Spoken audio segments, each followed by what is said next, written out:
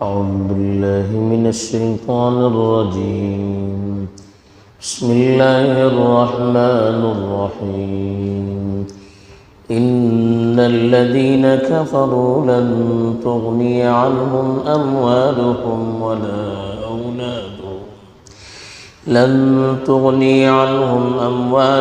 ولا أولادهم من الله شيئا وأولئك أصحاب النار هم فيها خالدون. مثل ما ينفقون في هذه الحياة الدنيا كمثل ريح فيها صر أصابت حرث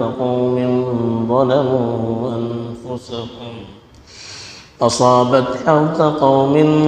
ظلموا أنفسهم فأهلكته وما ظلمهم الله ولكن كانوا أنفسهم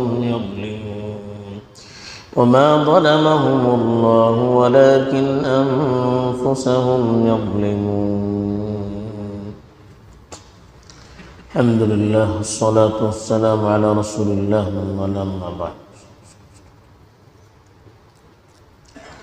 پیچھے آیات میں بتایا گیا تھا کہ اہل کتاب میں بھی سارے لوگ برے نہیں ہیں، کچھ لوگ اچھے بھی ہیں جن کی صفات کل جو آیات تلاوت کی گئی تھی اس میں بیان کی گئی تھی کہ کس طرح سے وہ اللہ پر ایمان بھی رکھتے ہیں اور رات رات بھر اللہ کی کتاب کی تلاوت بھی کرتے ہیں، اچھے کاموں کا حکم دیتے ہیں، برے کاموں سے روکتے ہیں، خیر کے کاموں میں جلدی کرتے ہیں. تو یہ ان کی صفات بیان کر کے ان کی تعریف بھی کی گئی تھی، اہل ایمان کو ترغیب بھی دی گئی تھی. اب جو آیات تلاوت کی گئی ہیں اس میں پھر ان لوگوں کو جو اللہ کی شریعت کو ٹکراتے ہیں، اللہ کی کتاب کے خلاف بغاوت کرتے ہیں، اس کے پیغام کو قبول کرنے سے انکار کرتے ہیں، ان کی صفات کو بیان کر کے ایسے لوگوں کو دھمکی دی جا رہی ہے، وعید سنائی جا رہی ہے. چنانچہ ارشاد ہے ان الذین کفروا، بے شک جن لوگوں نے کفر کیا، لن تغنی عنہم اموالہم ولا اولادہم من اللہ شیئا، ان کا مال اور ان کی اولاد اللہ کے مقابلے میں انہیں کچھ فائدہ نہیں دے سکے گا. یہ اللہ نے بتایا کہ عام طور پر جو لوگ اللہ کے رسول کی مخالفت کرتے تھے، چاہے وہ یہودی ہو، چاہے مشرک ہو، چاہے منافق ہو، ان کو سب سے زیادہ اپنی دولت پر بھروسہ تھا اور دیکھتے تھے کہ دولت ان کے پاس ہے، عہدے ان کے پاس ہے، شہرت ان کے پاس ہے، اس لیے وہ اللہ کے رسول کی شریعت کے اپنے آپ کو تابع نہیں بنانا چاہتے تھے، بلکہ وہ چاہتے تھے کہ ہماری سرداری برقرار رہے. اگر ہم نے شریعت کے احکام کو قبول کر لیا تو پھر ہماری چودراہٹ کچھ کام نہیں آئے گی، ہماری دھن دولت ہمیں اپنی منمانی کرنے کی اجازت نہیں دے گی. تو اس لیے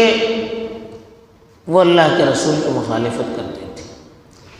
تو اس لیے اللہ نے کہا کہ جو کفر کریں گے کل قیامت کے دن جب اللہ کی پکڑ ہوگی تو مال دولت یہ اس وقت کچھ فائدہ نہیں دے سکے گی. اور جو اولاد جن سے دنیا میں مدد کی امید کی جا سکتی تھی، دنیا میں انسان پھنستا ہے یا تو پیسہ استعمال کرتا ہے، دولت استعمال کرتا ہے، یا اس کو اپنی اولاد پر بھروسہ رہتا ہے کہ میری اولاد آڑے وقت میں میرے کام آئے گی، میری اولاد میرا سہارا بنے گی، میری اولاد مجھے دوسروں کے چنگل سے، دوسروں کی گرفت سے آزاد کرنے میں مدد کرے گی، تو اپنی اولاد پر انہیں بھروسہ ہوتا ہے، اپنی دولت پر بھروسہ ہوتا ہے۔ تو دو چیزیں ہوتی ہیں جس پر وہ آڑے وقت میں بھروسہ کرتے ہیں، یہ چیزیں ہمیں ساتھ دے گی۔ تو اللہ نے کہا کہ جب اللہ کے دربار میں حاضری ہوگی تو کافروں کو نہ ان کی دھن دولت ساتھ دے گی، نہ ان کی اولاد جس کے لیے وہ سب کچھ کر رہے تھے اور جن سے ان کو امیدیں تھیں وہ ساتھ دے سکے گی، بلکہ کہا اولئک اصحاب النار، کہا کہ یہی تو جہنم والے ہیں۔ اصحاب النار کا مطلب مثلا کہتے ہیں اصحاب المال، مال والا، اصحاب فلاں فلاں چیز والا۔ اب یہ جہنم والے کا مطلب ان کو ہمیشہ جہنم میں رہنا ہے۔ ہم فیہا خالدون، ہمیشہ وہاں پر رہنا پڑے گا، خالدون ہمیشہ رہنا۔ پھر اللہ تعالیٰ نے ان لوگوں کی مثال بیان کی جو دنیا میں اپنی سستی شہرت کے لیے پیسے خرچ کرتے ہیں، اہل ایمان کے خلاف جنگوں میں پیسے خرچ کرتے ہیں، سازشوں میں پیسے خرچ کرتے ہیں، اور اپنی رنگرلیوں میں پیسے خرچ کرتے ہیں،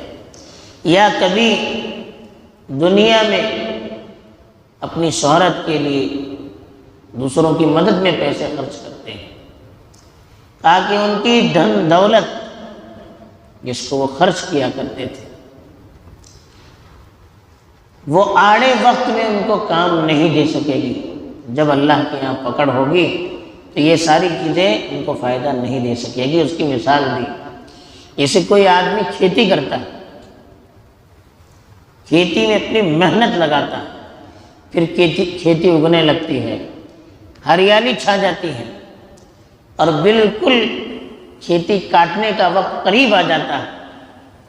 اب ہری بھری کھیتی دیکھ کر اس کو امید ہو جاتی ہے کہ اب بٹائی ہوگی، کھیتی کاٹ دی جائے گی، تو پھر اس کھیتی سے جو دانے نکلیں گے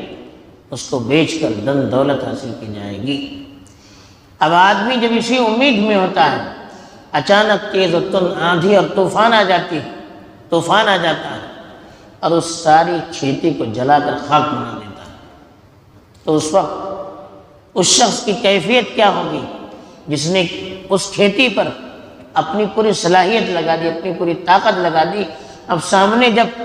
اس کا رزلٹ اس کو نظر آنے لگا تو اللہ کی طرف سے ایسی آندھی آ گئی کہ وہ پورا کھیت برباد ہو گیا اور اس کی محنت رائے گاں ہو گئی، اور جب اس کو امید تھی اسی وقت وہ چیز برباد ہو گئی۔ جب ضرورت تھی تو وہ چیز کچھ کام نہ دے سکی۔ کہا کہ جو لوگ کفر اور شرک کی حالت میں خرچ کیا کرتے ہیں، چاہے وہ اچھے کاموں میں کیوں نہ ہو، ان کی بھی حالت کل قیامت کے دن ایسے ہی ہوگی کہ جو دولت انہوں نے دنیا میں خرچ کی تھی وہ وہاں پر کچھ کام نہیں دے سکے گی۔ جیسے یہاں کی محنت کھیتی باڑی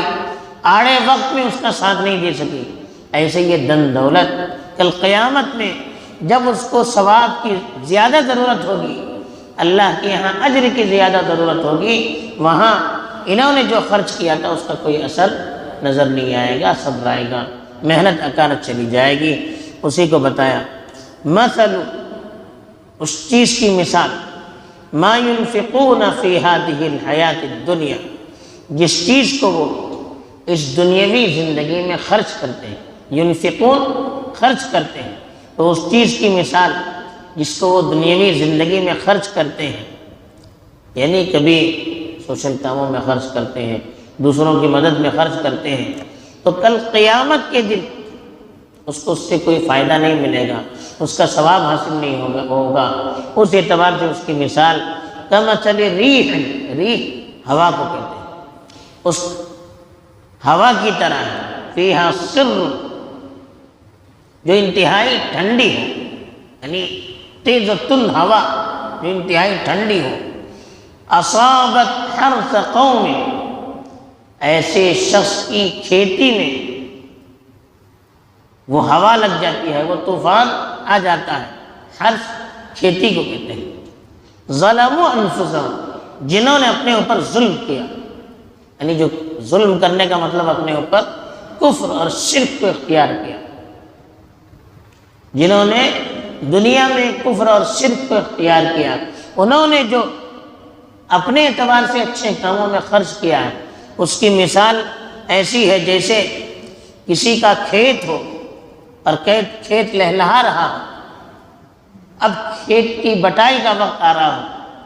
اور سامنے والے کو امید ہے کہ اب میرا مقصد حاصل ہو جائے گا، میری محنت کا نتیجہ مجھے حاصل ہو جائے گا، تو اچانک تیز و تند ہوا اس کھیت پر آ جاتی ہے، اس کھیت کو برباد کر دیتی ہے، فَأَهْلَكَتْ، اس کھیت کو برباد کر دیتی ہے۔ تو اس وقت کیا حالت ہوگی اس کی؟ سب کچھ سامنے آنے کے بعد محروم۔ تو ایسے ہی جو کچھ انہوں نے خرچ کیا تھا، اب وہ آخرت میں اللہ سے کہے گا کہ اللہ میں نے فلاں میں خرچ کیا، اللہ کہے گا ایمان کہاں تھا؟ کچھ نہیں ملے گا۔ جہاں سب سے زیادہ ضرورت ہوگی اجر و ثواب کی، وہاں یہ دن دولت جو اس نے اپنے اعتبار سے اچھے کام میں خرچ کی تھی کوئی کام نہیں دے گی۔ تو اللہ نے کہا یہ جو ان کے ساتھ سلوک ہوا، یہ اللہ نے ان پر ظلم نہیں کیا، وما ظلمهم اللہ،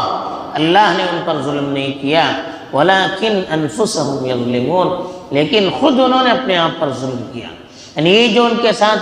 برتاؤ کیا گیا، یہ اللہ کی طرف سے ظلم نہیں ہے، انصاف ہے۔ انہوں نے جیسا اللہ کے ساتھ، اللہ کی شریعت کے ساتھ، اللہ کے بھیجے ہوئے پیغمبر کے ساتھ معاملہ کیا،